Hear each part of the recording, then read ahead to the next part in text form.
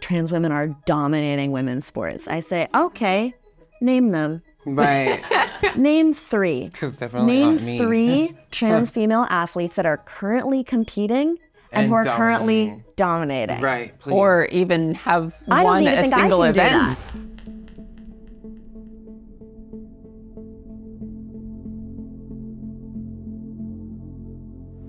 Trans women have a biological advantage over cis women. A friend of mine made a really good point about that recently. For competitive cycling, these Grand Tour teams and these corporate-backed teams will spend millions of dollars chasing the tiniest little marginal advantage that they can possibly get.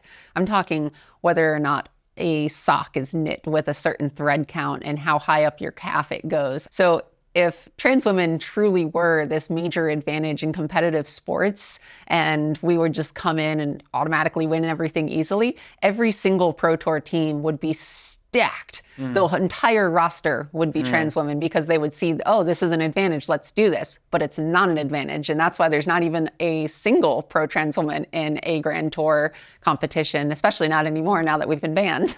Most of the top, like the Olympics Committee, the NCAAs, they have policies that trans athletes have Rules to and adhere to. guidelines. Right. Exactly.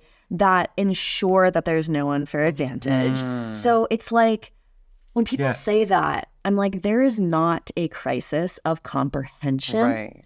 There is a crisis of compassion, because you don't need to understand me to admit, to have humility and say, you don't know what you're talking about.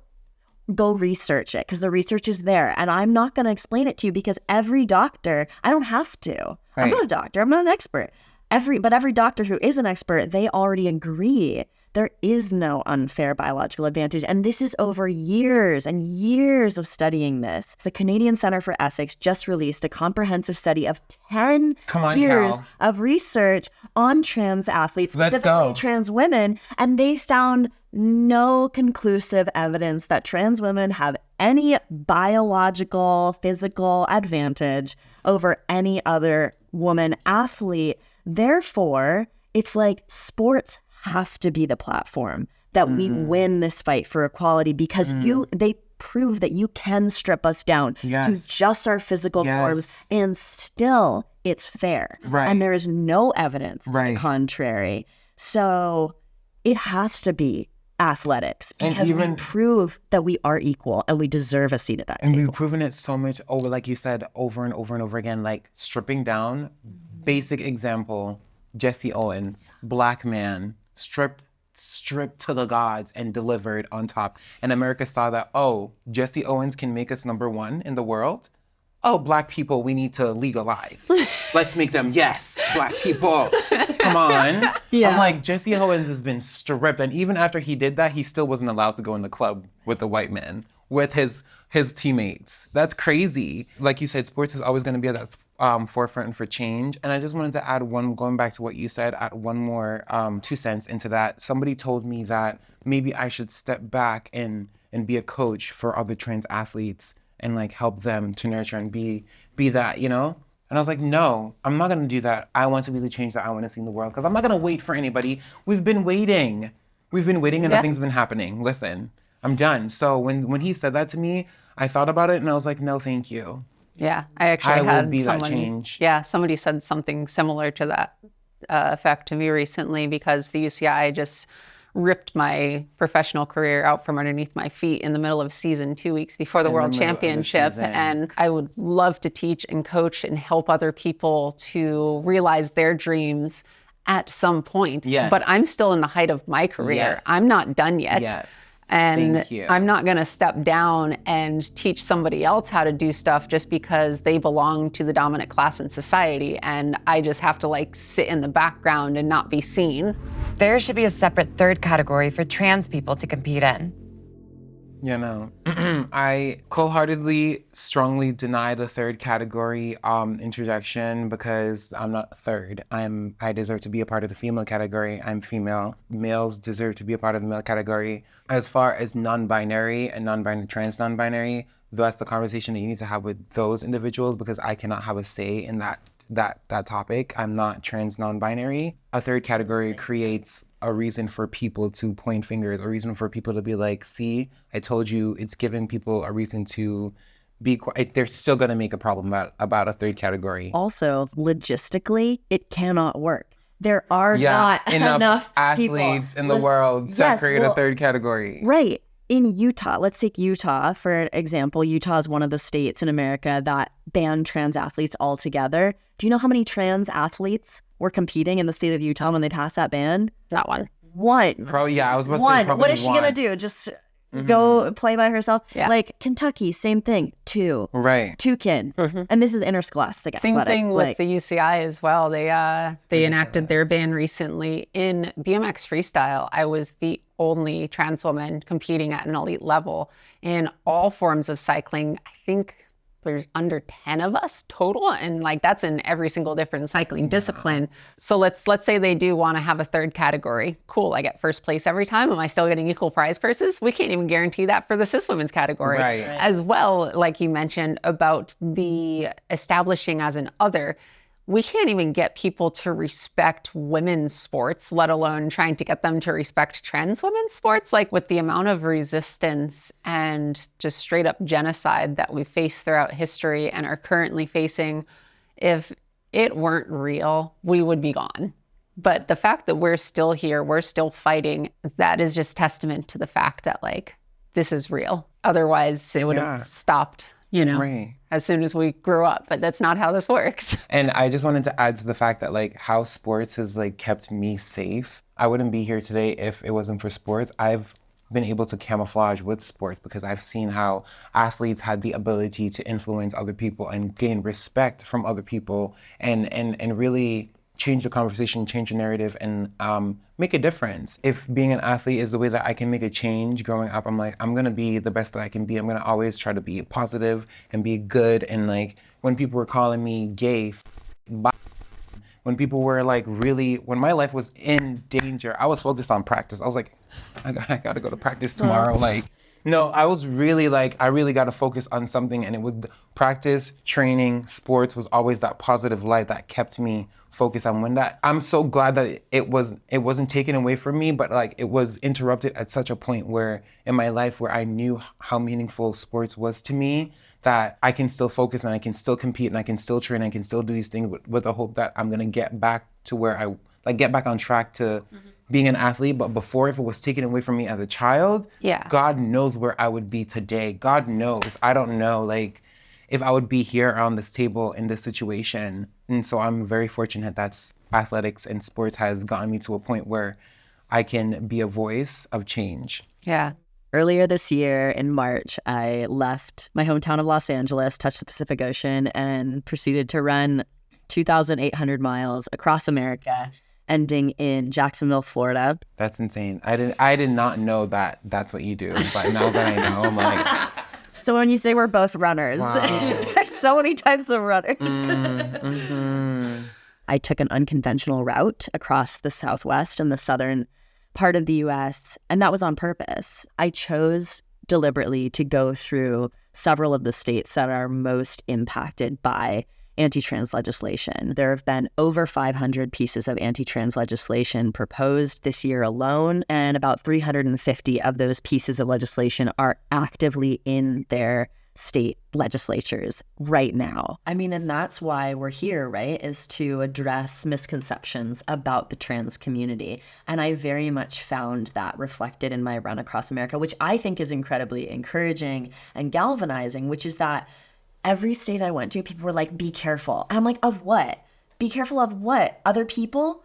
They're afraid of me for no reason. I'm not going to be afraid of people that I don't know, because I refuse to perpetuate this ideology that we should be scared of each other. And I did find that the majority of people are ignorant but willing and wanting to learn. There's a huge desire of people across America to seek to understand. And I think that that's very encouraging, because as an educator, like I'm also a high school teacher, ignorance is just an invitation to educate. That's the incredible thing is like in the times that I've visited a few of those states and other places that are very dangerous for queer and trans people to exist, and some places just straight up illegal. It's a very scary thing. Like you feel very vulnerable, and like just being in the wrong place at the wrong time, you can be a victim of some kind of hate because the laws not only don't protect you, but actively encourage it against you. The women's BMX movement in general is like very much in its infancy, to the point where back when I first got into it, like you could probably count the total number of women riding BMX in the world on your fingers and not run out. I remember in those like early years, I was so desperate to find a trans woman BMX rider to show me that like I can exist as myself, who I am is okay, and I can also have a place as a BMX rider. And unfortunately at the time that didn't exist. Like there weren't any who were out publicly and who were open. So as a kid, like getting into BMX, like I kind of was like enjoying the sport just to myself, but I never saw a future for myself. I never saw myself being a celebrated athlete in the sport. I just thought it was something that I could just kind of do in my own free time. And there was a point early in my career where I realized that the woman I needed to see when I was younger wasn't there because I was yet to become her. Oh my God. And it like, yes. Getting to experience that and like kind of heal the traumas that my past self experienced of not seeing a place for myself in the world, and like, you know, doing that like deep inner work and realizing that like all of those years of feeling like I wouldn't get to exist, I am proving now that I have a place in this world. I deserve it. And like, I'm here and I'm not going anywhere. That part. Trans women have higher testosterone than cis women. Gosh. Trans women have higher testosterone than cis women. Oh my God, that conversation is so old and so boring. It's just like the one There's a way about, to test. It's called blood test. Yeah. And they do that. And we are forced to do that while cis athletes are not. Right. Our testosterone levels are undetectable, even by the most stringent, accurate, and precise of tests that are available. If there's a cis woman athlete who has lower testosterone than that, then she needs to go to a doctor and get help because that is not healthy. Trans women have lower testosterone than cis women athletes. And it's not even just that, you know, we can prove to them like, oh, we have lower testosterone, because now that we've proven that, they'll just move the goalposts. Yeah. That was actually one of the original arguments meant to stop any women from participating in elite level sports, was that it was going to affect your estrogen and testosterone levels, and it was going to turn you manly, and like riding a bike is going to make you gay. And like, I mean, I do ride bikes and I am gay, but I don't think I don't think it's causative. Correlation is not causation. Yeah, those same arguments keep getting repeated over and over to just marginalize different classes of people, and it's just our turn through the ringer. My organization, World Athletics, I had a call with them and they told me that to level the biology, just to put it out there, is to limit blood oxygen level. In simple terms, blood oxygen level is something that athletes work their whole entire life to increase, to get better. That's why Michael Phelps is so fast in the pool. That's why certain athletes, like Sayla McLaughlin, is so fast around the track and she has such a fast time, because she's worked her whole life to develop that blood oxygen level. Now, they're saying that the medical implications that they're implementing on trans women is to take away that from the body. Our blood oxygen level is being so limited to the point that we can't improve in the sport. We can't get better. My blood is getting thicker, that's not a normal thing. With all of these straw man arguments, it's not about trans women. It's not about testosterone. It's not about bone density. It's not about fairness. And we can prove that because nobody gave a shit about women's sports before this. Still no one gives a shit about the fact that 86% of collegiate institutions do not comply with Title IX. For those that don't know what Title IX is, it was passed in the 80s to ensure gender equality, equality of resources for male and female athletes. So if you want to talk about fairness in sports, women's sports, trans people in sports, let's talk talk about what it's really about, because it's not about that. Well, hello there. I hope you're enjoying the first episode of our new series, Assumptions. I've been developing this with the Press Alike team, working very closely here with Nicole, who is producing it. She's the producer of I Spent Today With and is now also producing Assumptions. She's the voice behind camera that you'll often hear. I'm with it every step of the way, from booking the guests to making sure the edit looks good. And I've actually been in an I Spent a Day With episode before. You may remember me from I Spent a Day With Trans Women. I also just want to add that this series celebrates the humanity that we all experience and allows us to get a deeper understanding of ourselves by seeing other people face the assumptions that they hear about themselves every single day. We want to foster a community for inquisitive thinking, and hate will not be tolerated. That means you. Comment That section. means you. You, we're watching. I've been wanting to create an extension for the I Spent a Day With series for a long time now, and I always imagined it would be really interesting to see what the guests that I sit down with would be like if they were interacting with each other instead of with me. Like next week, we're bringing back some of the guests from I Spent a Day With Asexuals to get a deeper look at the conversations that asexuals have amongst themselves rather than with me. We're also going to be having openly gay pastors on, furries, and Disney adults. Please let us know down in the comments if there's any groups of people that you want to hear about, if you have any assumptions about them. Or if you've heard other people have assumptions about them and you're like, that cannot possibly be accurate at all. Now, let's get back into it. This is not only affecting transgender women, but it's also like on another subculture of how it's affecting all women. It's affecting intersex. It's affecting women that are, like you would never know what is going on in their biology unless exposed. That's a really shallow way of thinking. The entire point of why they do this is to enforce a specific brand of womanhood and to narrowly define what is a woman.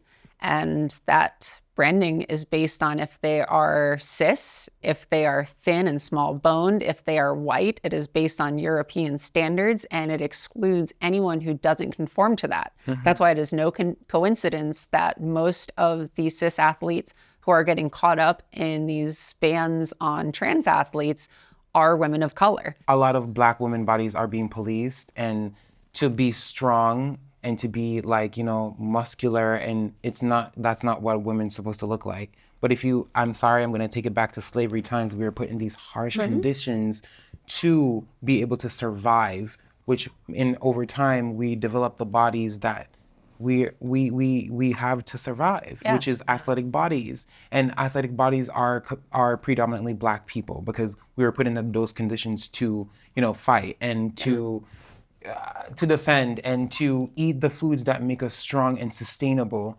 I don't know what else to say. That's not being talked about. Yes, it was hundreds of years of the enslavement of Black people through chattel slavery and essentially being bred to be as strong and productive as farm workers as possible. Yes. And now fast forward to when integration was happening within sports. That was one of the arguments that people were making against Black people being able to compete with white people, is that Black people were literally bred for generations to be stronger and faster and more physically fit. Literally. And that it wouldn't be fair to have them compete against white people. And it's that same argument being repeated over and over again of trying to narrow that window of who counts as a woman, who counts as a man, who counts as a person and deserves human rights. I was just going to say, I think that is our best argument for inclusion, because even in the duration of this conversation, you can see this feels a little like whack-a-mole, right? It's like, first it's this and then it's that, and then the goalposts are moving and it's changing. And these systems of, white supremacy, patriarchy, heteropatriarchy are shapeshifters. They're insidious shapeshifters, and you can't keep track. And that is the number one argument for people to be more inclusive, because it's like, if you don't think that this affects you, it does. And if it doesn't yet, oh, it will. Right. Because eventually, today it's trans people, but tomorrow it's going to be you. And you better be ready. And we should not be allowing power to reside in the hands of people who do not have lived experience of what they're Exactly. talking about. That was the thing that was Exactly. so... Know us. And if you're making a decision about people in the world, those people should be at the table. If you're going to make a decision about banning transgender women from sports, transgender women need to be at that table, along with anti-transgender people, if you want to do that too. And that's the issue why we keep seeing this pattern repeated all over the world throughout history, is the power is given to those who are least affected, assuming that they can like rule on this objectively, when it's no, you just don't know enough about this to be able to make a sound decision. I got invited to have a dialogue with an advisor to the LGBTQ caucus in the U.S. House of Representatives, which, by the way, is the biggest caucus. It is now the biggest caucus in the House of Reps. We love a big So caucus. it's like yeah.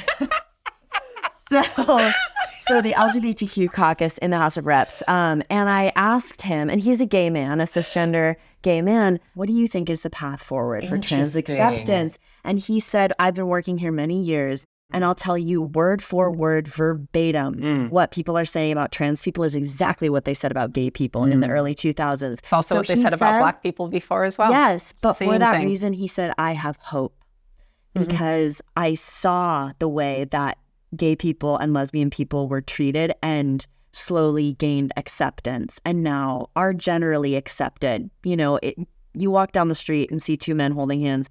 The odds of them getting hate crimed is low. Yeah. But the odds of a trans person getting hate crimed is high. Very much so. But he said it gives me hope because it was exactly the same type of fear mongering and we persisted. But it's going to take some time and it's going to be a brutal fight. But it will happen because we have always existed and we will continue to exist. And it's going to take solidarity and not just as an act of charity of like, oh, wow, I'm gay, so I can relate and understand the struggle of trans people being targeted, but in the fact that if you don't stick up for trans people now, gay people are next. You have those legal rights now, but those can be taken away. It is already happening in Italy that children are being taken away from gay parents and gay lesbian partners aren't being allowed to adopt children. So it's not like we're asking you to stick up for us as something that you're doing to be nice, but because if you don't stick up for us now, there's not going to be anybody to stick up for you when they come for When the you time because comes. you're next. Right.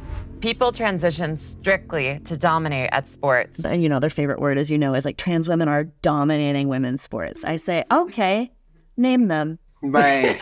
Name 3. Because definitely Name not me. 3 trans female athletes that are currently competing And who are currently dominating. dominating. Right, please. Or even have I don't won even a think I single can do event. that. Right. I can't Or has name them, even made can it to you? the Olympics and won gold. And we probably like or are friends medals. with all of the trans women athletes. Because there aren't any. The UCI just banned trans women athletes because a single trans woman won a low-level international event, not even a World Cup, not a World Right. Championship. And that was what spurred their recent decision to ban us from competition, because there is not a single trans woman who has even won a major elite level event, let alone is dominating. When we say that these studies are being done to see if there are unfair advantages, this is not medical professionals coming in with the intention of proving that trans rights should exist. It is coming in with the intention of trying to justify discrimination and bigotry.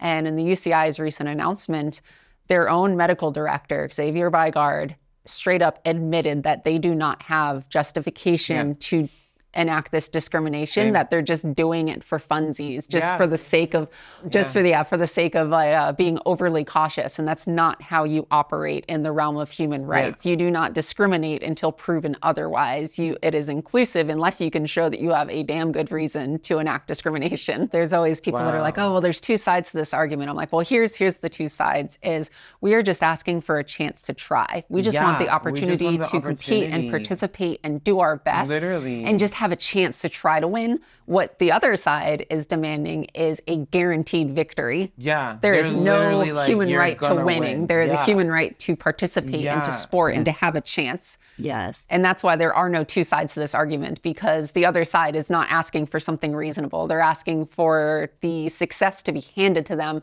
just on account of being born as who they are. The notion that any man can enter any woman's sport and be superior at that sport, that any woman who's been training her whole life, that is this, like, do you hear that? Like, it's so sexist, it's so misogynist, so wild. that it is predicated on the idea that male bodies are biologically superior than female bodies Not even in just bodies, everything. brains, because now even the Yes. chess I know, organization. in chess, it's crazy.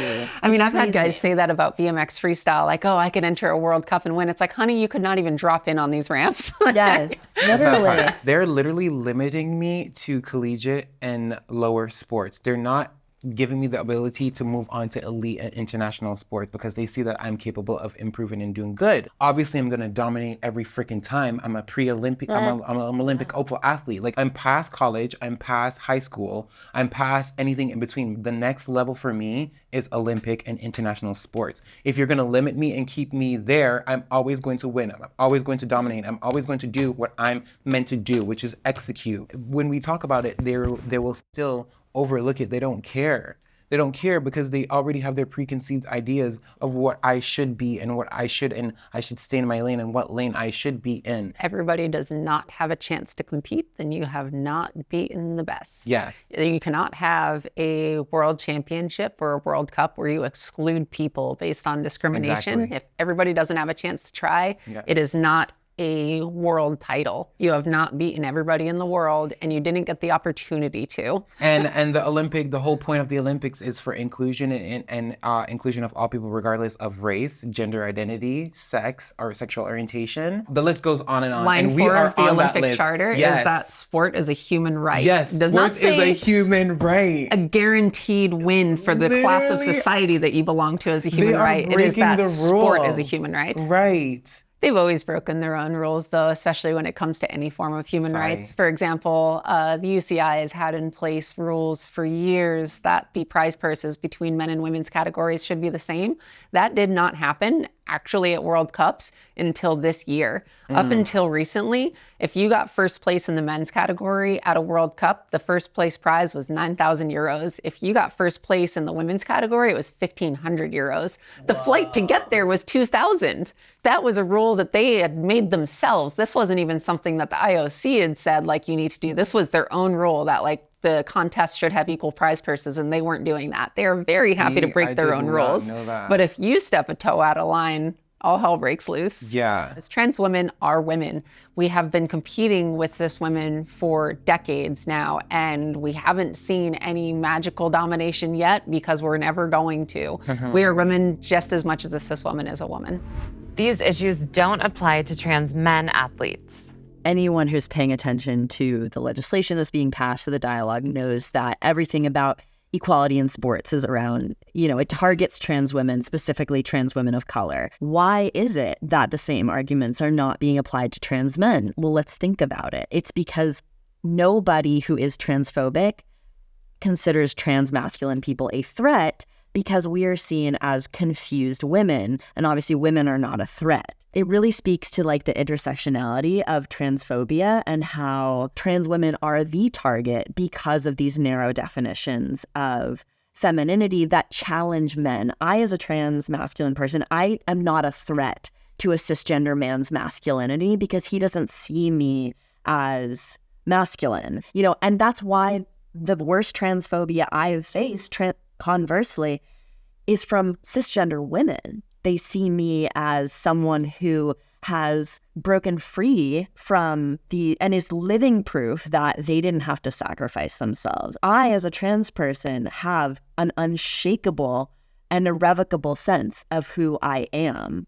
And that is not a threat. They're literally doing the same thing but opposite with trans men. So the conversation is also with them, it's just not being talked about, and it's just being shoved aside. Like, trans men and minorities in general should be a part of this conversation because they are targeted a minority group. So if you want to come for one of us, you're going to come for all of us kind of thing. That, and also trans men don't suit the narrative. Like having a successful trans male athlete doesn't suit their narrative of the unbreakable, massive difference between sexes, because according to them, that's a woman beating men. So it doesn't suit what they're trying to tell everyone. So they just ignore it. Trans people won't stop making sports political. I am an ultramarathoner. I am a distance runner. I also happen to be trans. Those things are completely unrelated. But my very humanity and existence is being politicized by powers that seek to eradicate us. So I agree. Sports should not be political. I'm not the one politicizing them. I agree. That's like when people say, if you're talking about trans liberation, they're like, well, I don't want to talk about politics. It's like, our existence is not political. You have politicized it, but our existence is not politics. It's about your humanity. That said, though, the entire function of sports is partly as a political tool.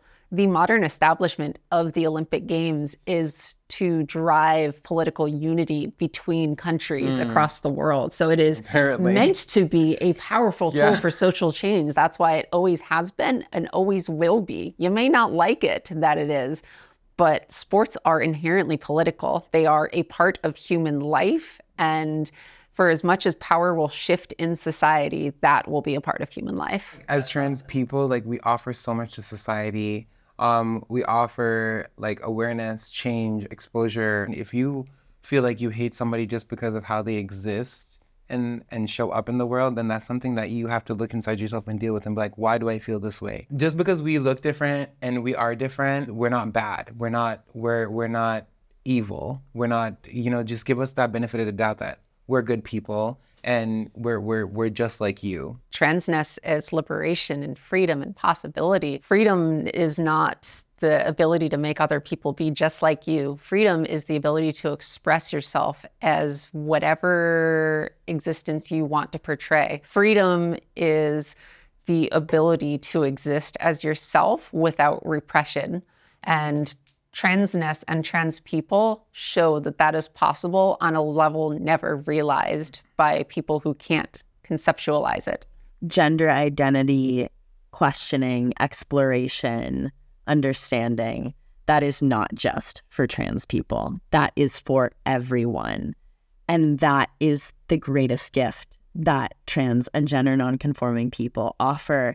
Society is possibility and the invitation to imagine otherwise. Trans people say, I will not be contained. We look at what is offered to us based on our gender assigned at birth and say, thank you, I'm going to build something more beautiful and colorful and incredible than you could ever even imagine. And that, I think that is what liberation looks like for all of us. That's the work.